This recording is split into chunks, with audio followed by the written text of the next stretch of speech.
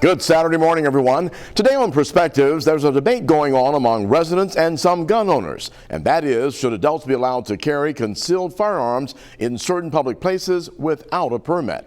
There is a bill before the Alabama legislature that, if passed, would allow carrying a concealed pistol without a permit, background check, or successful completion of a gun safety training course to become law in Alabama.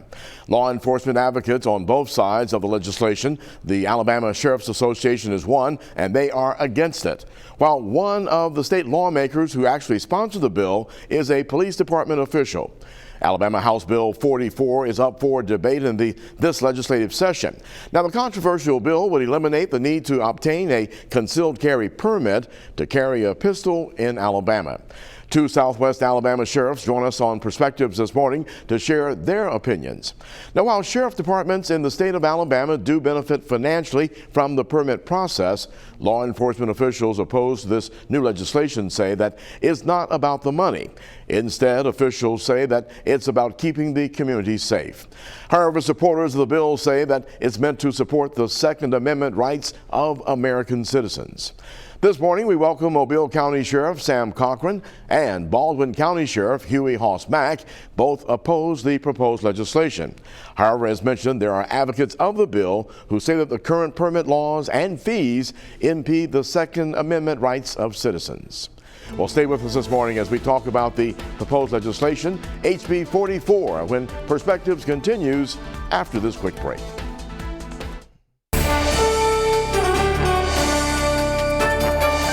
And welcome to Perspectives this morning. Our very special guest. We're talking this morning with Sheriff Sam Cochran, Mobile County Sheriff, and Sheriff Huey Hoss Mack, the Baldwin County Sheriff this morning. Both gentlemen, thank you for joining us this morning in the studio here. Thanks for having us. Good morning. We're going to talk about permitless carry this morning, and a lot of course, debate been going on for a few years, and it's happening not just in our state, but around the nation. And once again, the legislators are back in session, and so we're hearing the discussion once again, HB 44, about that. Why don't you first give us an idea of what change is trying to be made here with this bill, so that folks who understand between hearing concealed carry, permitless carry, and get a good idea of exactly what's happening. Well, permitless carry would do away with the requirement of having to obtain a background check and a pistol permit or a concealed weapon permit from your local sheriff. It would essentially allow anybody that's not a convicted felon or not been convicted of domestic violence to carry a firearm in their automobile on or about their person concealed and onto the property of others and into businesses, restaurants, nightclubs, sports bars without a background check.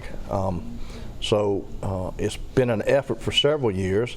We have fought it, but this time it's got a bigger push, and I think what Sheriff Mack and myself and many others in law enforcement have been trying to expose this effort as being a very, very dangerous movement, despite what our opponents say. I don't think they're stating the facts fully, but we've seen states that have passed this have had increased rates of shootings and assaults with weapons, and of course this is one of the largest crime increases time in our history right now. So it's a terrible time to do something like this, to allow more guns on the street.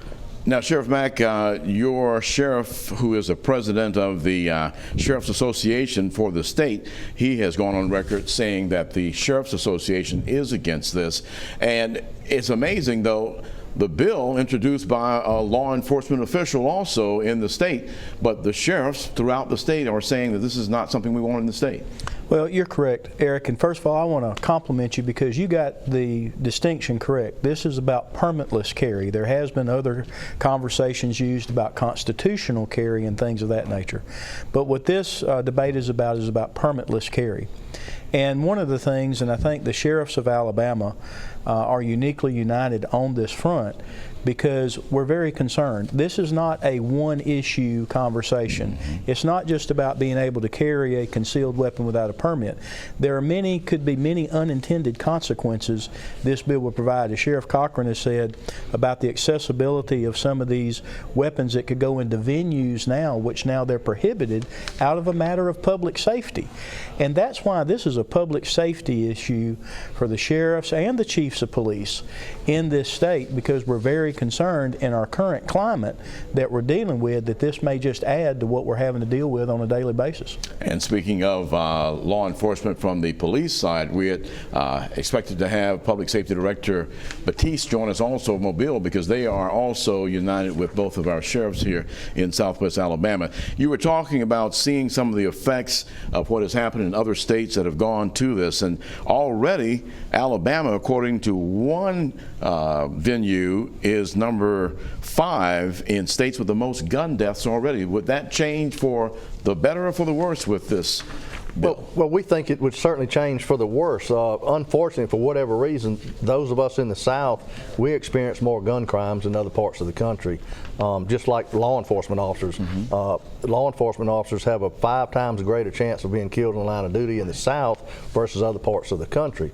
And you know, there's, as Sheriff Mack said, there's so many aspects of this bill why we think it's bad. This will allow teenagers and everybody to carry firearms into sporting events, your area high school basketball games, football games. The only way you prevent them is you would have to place a metal detector and a guard at every entrance. And you know, the school boards and the school superintendents are beginning to come out against this too, because they see how expensive it would be to have all the guards required to keep it a gun-free zone. But our business is the same way. If you want no one to bring a gun in your business, you're going to have to post a guard at the front door of your business to keep people from being able to carry a gun in.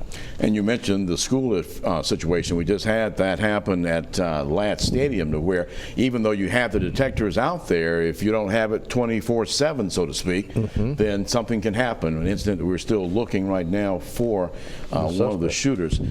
When you look at what the opponents who are actually proponents of this bill are saying, they're accusing some of the sheriffs of saying that you all are more concerned about the money that comes in from the permits, or you are wanting to make sure that you have everybody vetted. What's your argument with that when they make that kind of statement? Well, you know, one of the things, Eric, the sheriffs of Alabama are responsible for issuing the permit. Several years ago, and this is legislation that's been worked on since 2010, but we're now unified in our permit fees across the state. We're unified in issuing those, and we tried to streamline that process. And naturally, any time that you issue permits, there's a cost associated with it. We have employees, we have equipment, and things of that nature. And so that is part of just running the program, and we view this as a program that enhances our public safety. It's one of the things that our officers have in their toolkit, if you will, when they're out working the streets and confronting individuals and things of that nature. And I just can't go, I have to weigh this against the current climate. Alabama had the highest homicide rate it's had in the state in the past few years. We're seeing an increase in overall violence, but in particular gun violence. And so, as I said, this is a much larger debate than just one issue of whether you have to obtain a permit or not. And that's where I feel some people are coming up very short in their argument and conversation, is they're not looking at the broader picture of what this might mean to our community. And just in the last couple of days, your deputies have had to deal with the incident where someone decided to fire on them, not having any clue, the deputies, of what was going on there as they were doing their investigation. And then, of course, we talk about, I guess when we come back, we're going to take a break here shortly, and we'll talk about also the TSA. They've confiscated more guns than ever before, and of course, both Mobile, Pensacola Airport, the other airports in the state also being in that area to where more guns confiscated than ever before, and not just a gun, but a loaded gun with a bullet in the chamber. Yes, sir. We've become a gun-carrying society, and we're not opposed to the Second Amendment, but there are so many more people that own guns than 15, 20 years ago, and so I think the more guns that people own, the more guns you see stolen, and that's the concerning thing for us as well, that over the last several years, we've had several thousand guns have been stolen in Mobile and Baldwin County, and these guns are in the hands of criminals, and some of these criminals are not convicted felons, but they're still criminals, and they could legally carry these guns, and if we can't seize that gun because of a no pistol permit, we can't run a check and find out that it's stolen or recover it, or seize it and do ballistic checks and determine that, hey, this gun has been used in drive-by shootings and maybe even murders. And we recently have done programs with both of you and the local police departments about this theft problem, because a lot of folk leaving their vehicles unlocked and they just walk in and grab guns throughout both Baldwin and Mobile counties. That's correct. It's been our #1 problem in Baldwin County among crime has been theft from vehicles. And when you really dig into that problem, you see that over 80% of the vehicles that have been broken into, really they have not been broken into, they were unlocked. And they've went into and access into the vehicle. We're going to take a break here. When we come back, we're going to talk more about that, as well as, unbelievably, at least 6 new states passed bills similar to this the past year. So we'll talk about that and more this morning. Very special guests. We're talking about permitless carry here on Perspectives with our 2 sheriffs, Sheriff Cochran, Sheriff Mack.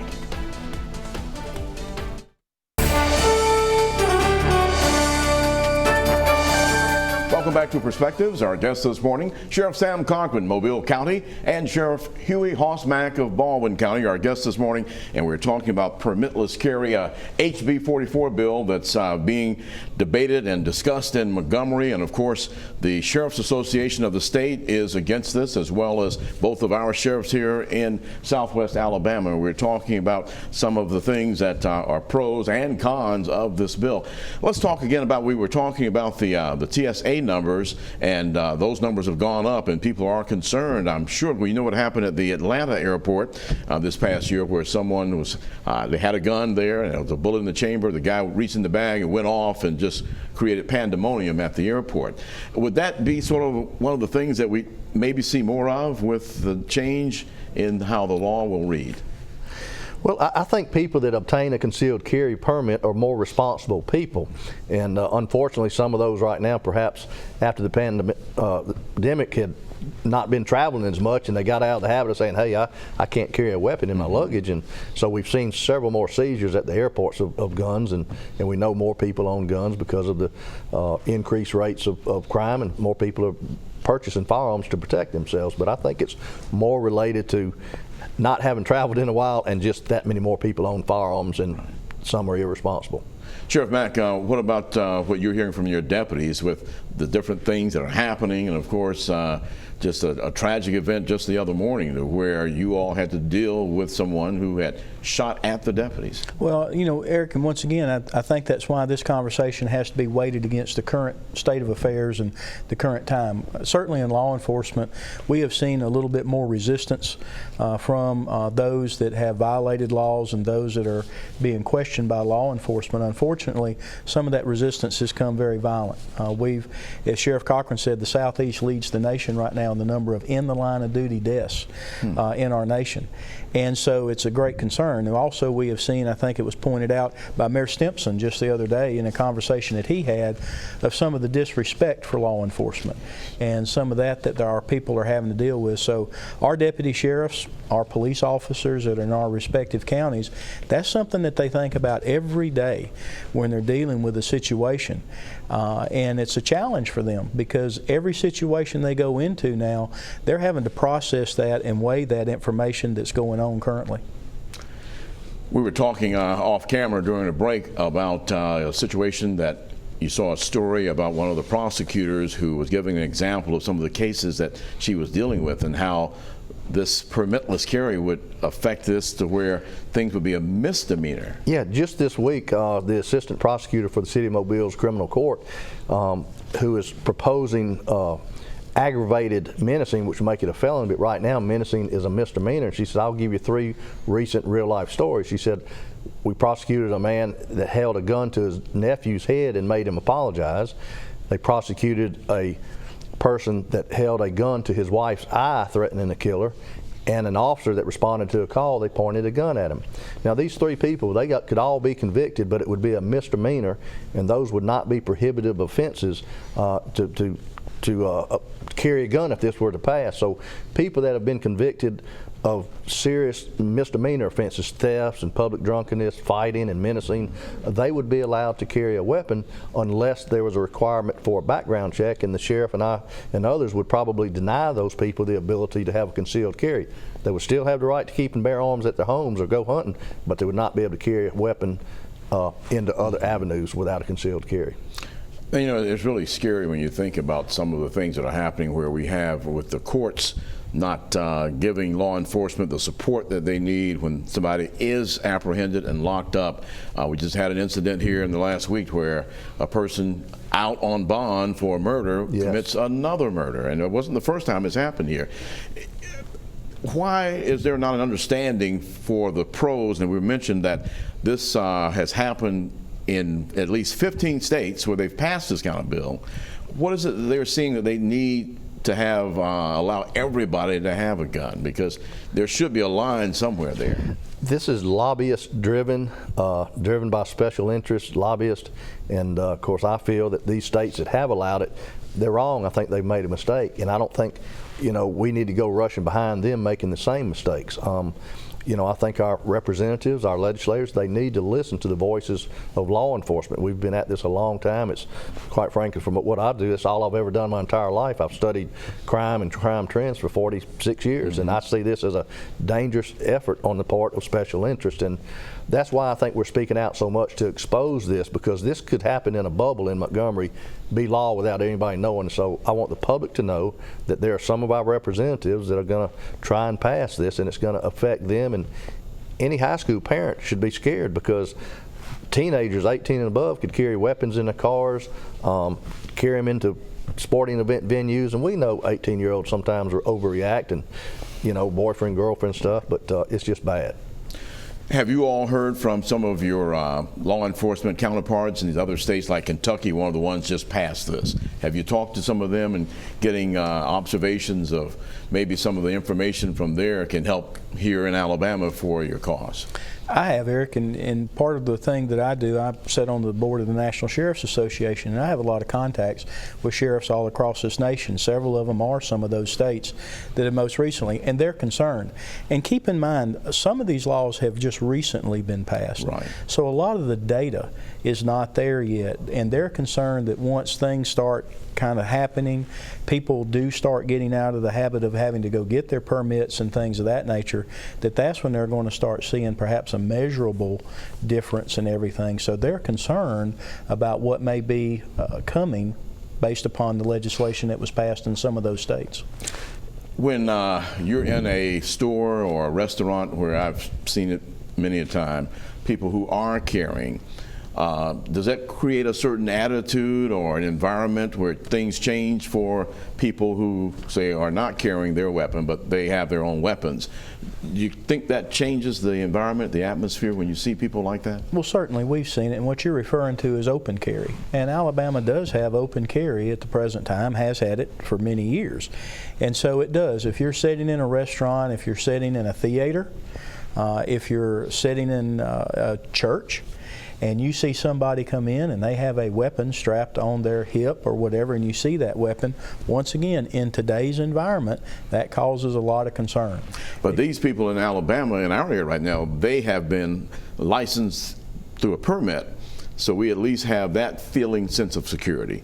But with this change, that would no longer be the case. Well, it gives the avenue that people no longer have to get a permit, so it's actually going to do two things.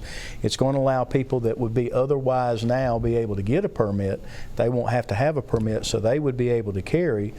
And then number two, it's going to, and that's one of the things about the bill that's being pushed, is it amends some existing Alabama law. It actually takes away some personal property rights to individuals that own businesses and things of that nature, that they would not have the right of refusal of those individuals unless, as the sheriff said, they had post-screening process, hire security guards, and things of that nature. And so that's going to be a real burden on some of our small business owners if they had to do that.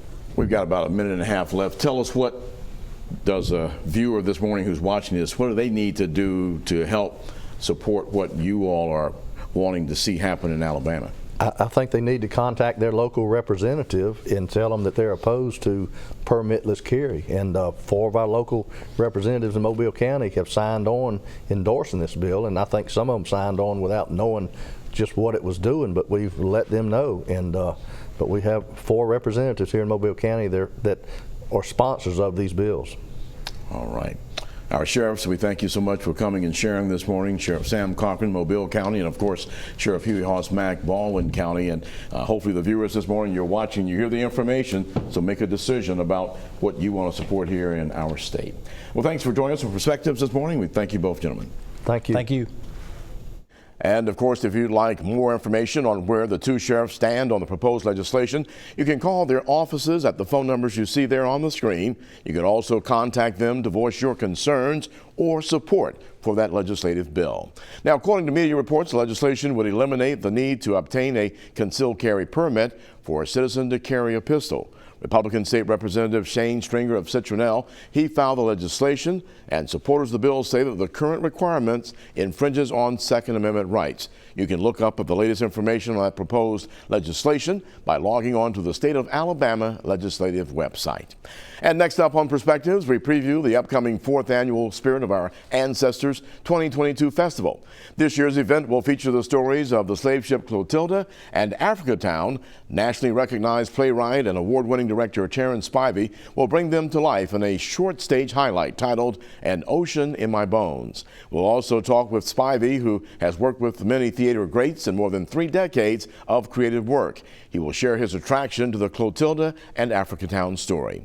We'll also hear from the festival's keynote speaker, Dr. Joseph A. Brown. Dr. Brown is a nationally known speaker for his extensive work in African American studies and his vision on African ancestry. Well, please join us here next Saturday morning for Perspectives. I'm Eric Reynolds. Have a great week ahead.